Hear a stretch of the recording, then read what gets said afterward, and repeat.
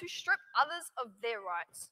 Why do we constantly put those that have proven, time and time again, that they will always make the rich richer and the poor poorer? I mean, if I was in power, this would never happen.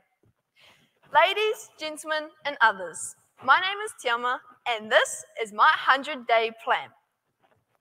So, here we are, ready to see what the next chapter for Aotea will be.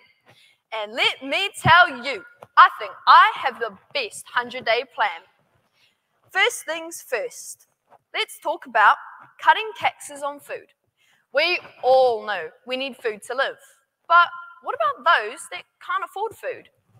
Many people were already struggling with keeping food on the table, and it has only gotten harder. See, if I was to start cutting taxes on food, I would start with vegetables and fruits.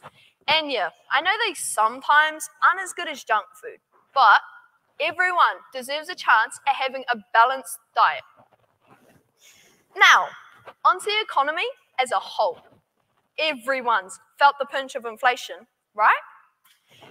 That's not anyone's fault because, well, taxes are being inflated left, right, and centre. And oh, let's not forget how these prices are getting. Generally speaking, I think it's just plain stupid because as a leader of the country, would you not want your people to be happy and healthy?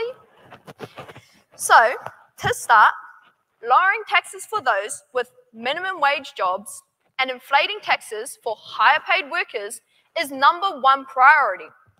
Also, I would start pushing for taxes to be lowered for all, especially kaiako.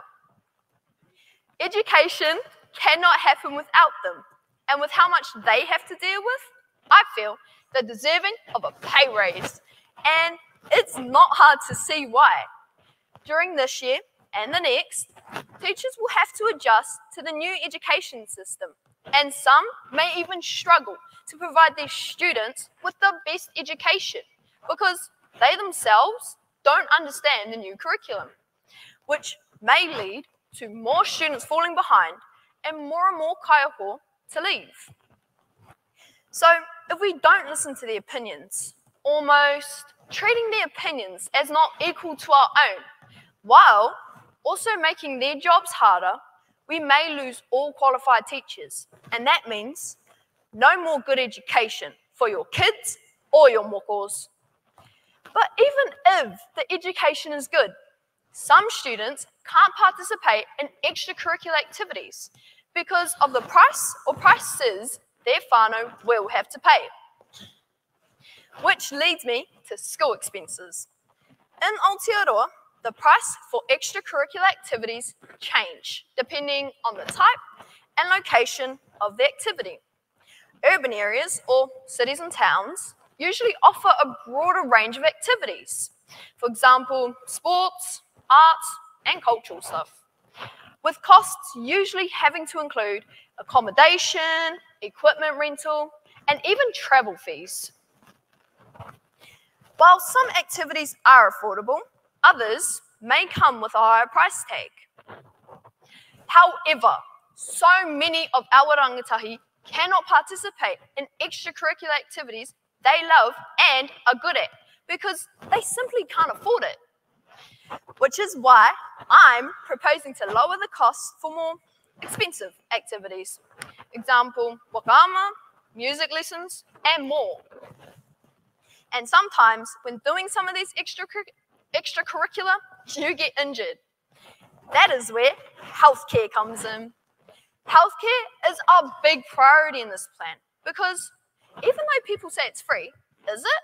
You still have to pay for prescriptions and to get an appointment with your GP and or therapist, or even to get an ambulance to take you to hospital.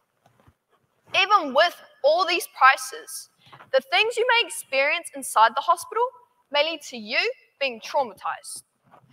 Sadly, many people don't seek help for their mental health. So, in the next 100 days, I would focus on reducing wait times and prices, improving mental health services by advocating for a safer and healthier way to deal with mental health issues, and making sure nobody falls through the cracks, as so many before have. I would not be able to achieve this goal without healthcare workers. Unfortunately, healthcare workers have been on strike for 24 hours because Te Whatu Ora proposed to make a 12% pay cut to trainees who are training to be specialised in areas that had a lack of senior doctors. So, fellow workers unified and fought for those who were at a loss, showing equality. Last but not least, let's talk about community and equity. Our tupuna fought for all those come after them to have a better and brighter future, and yet we're still fighting. We have had some not so great leaders, and we have had some better leaders. And yet, even with new leaders, we still have to fight for our rights again and again. And yet, even though Aotearoa's past isn't pretty, we should still fight for equity. And that means fulfilling the promises that were made in Te Tiriti o Waitangi by honouring as much as I could possibly do in 100 days, while still fighting for diversity and against inequality, and bring people together like it has never been done before. So, there you have it, my 100-day plan for Aotearoa. I hope if any of you were to go into Parliament, you remember this speech and use its context as a guide. Ngā mihi.